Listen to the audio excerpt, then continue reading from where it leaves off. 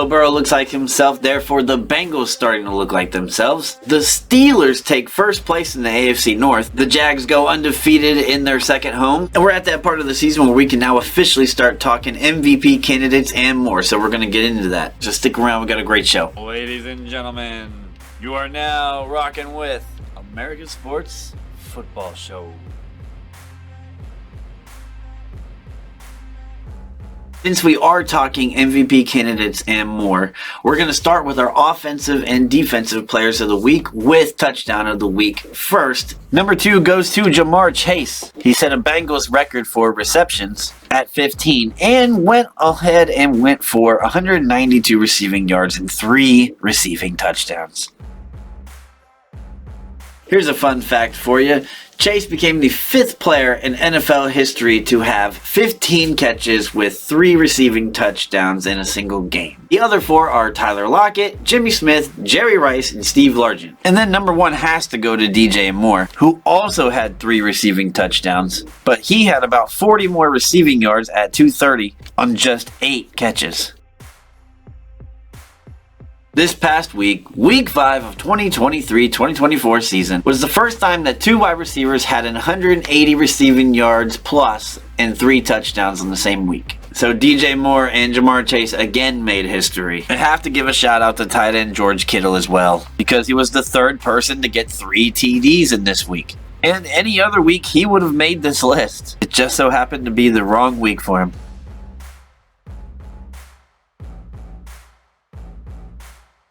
Defensive end Trey Hendrickson was everywhere for the Bengals. He had 4 total tackles, 2.5 sacks, and a forced fumble. He would have also had an interception, but couldn't quite hang on to it, so he did get 1 pass defended with half a stuff. But the number 1 spot goes to linebacker Fred Warner. He was an animal against Dallas. He was able to get a sack, a forced fumble, and an INT in the same game, with 8 total tackles and 1 pass defended.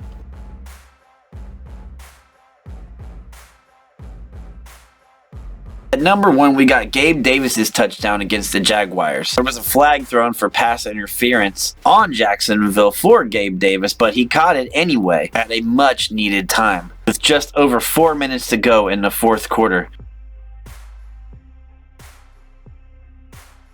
Now that we are finished with 5 weeks, we can start talking about MVP candidates. As a rule of mine, don't start talking candidates until week 6 at least. And y'all, I want to get your feedbacks on who you think the MVP is, the Offensive Rookie of the Year, Defensive Player of the Year, the Rush Leader, all that happy shit. I'm going to give you my top 5 candidates, starting with number 5. And while his stats are not up there with the rest of the candidates that you'll see here, it's because it's Patrick Mahomes, they're 4-1, and we know they're going to win a lot of games. So Patrick Mahomes is a candidate of mine really for the long term, because we know at the end of the year he's going to be right there, even if his stats aren't there right now. Really, he's number 4 because we know this is a quarterback award. He's been phenomenal, obviously. The 49ers are 5-0 since coming to San Fran last year. There's not been a game that he's played with them and he hasn't gotten at least a touchdown. And he's got 8 total touchdowns on the year. 7 of them are rushing. All but 9 quarterbacks have thrown for less than what McCaffrey has total.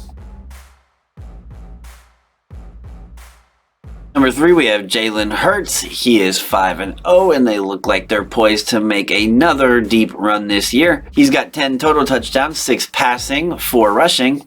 He's number 11 in QBR, and he is number 16th in passer rating with 4 INTs. So those numbers could bump up a little bit for him to take the number 1 spot here in the future.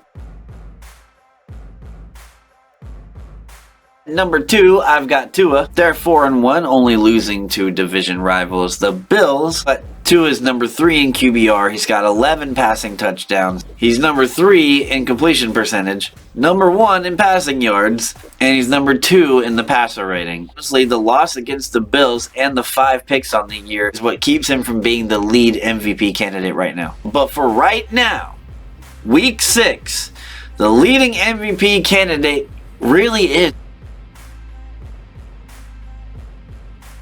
Brock Purdy. You've probably heard some TV personalities going around talking about it, and he deserves it. That Dallas secondary is for real, and he was slicing and dicing on them 4 touchdowns. He hasn't turned the ball over. He's got 9 passing touchdowns, and they're 5-0. He's number 1 in passer rating by a wide margin, too. He's number 1 in QBR by a pretty good margin. He's number 8 in passing yards, despite just 136 attempts from Brock. Put that in perspective, Josh Allen, for example, has thrown the ball 175 times. Tua has attempted 166 passes. So he's being extremely efficient. So it makes sense that Brock Purdy is atop of the list.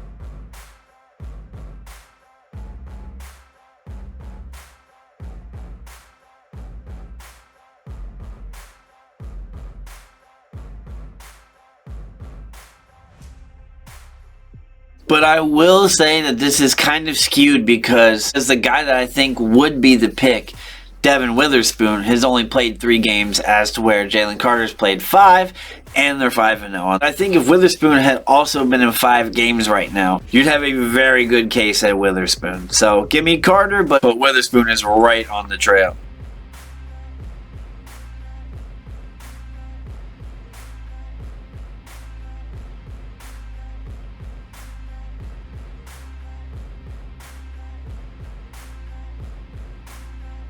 I do have to say, if Achane wouldn't have got hurt, it would be Achane right now. That kid is phenomenal. I hope for a speedy recovery for Achane, running back for the Dolphins.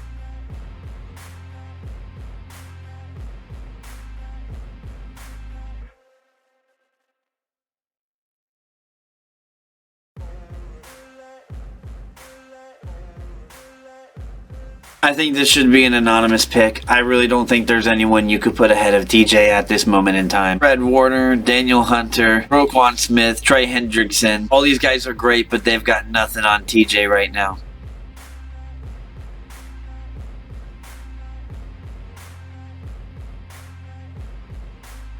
I believe this goes to Christian McCaffrey, and I think Tyreek Hill is right on his trail, though. I think if Tyreek does get the 2,000 that he claimed he was going to get before the season started, he'll get it. If not, then McCaffrey is on pace to be Offensive Player of the Year, unless they give it to a quarterback, of course.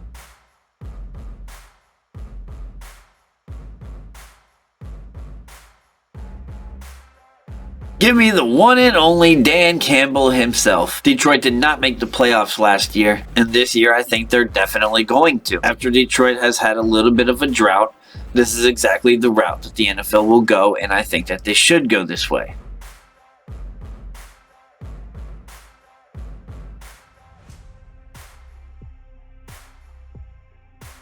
There's no way that this award should go to anyone other than Damar Hamlin. To be honest with you, I can't see it going any other way. But that's going to do it for our Week 6 award candidates video. In a couple of days, we got Week 6 predictions, where I predict the 7 toughest matchups of the week. We've also got an NBA video, the Miami Heat, and how they went on their incredible run in the playoffs last year. So thanks for rocking with me, guys, and stay tuned for more from America Sports.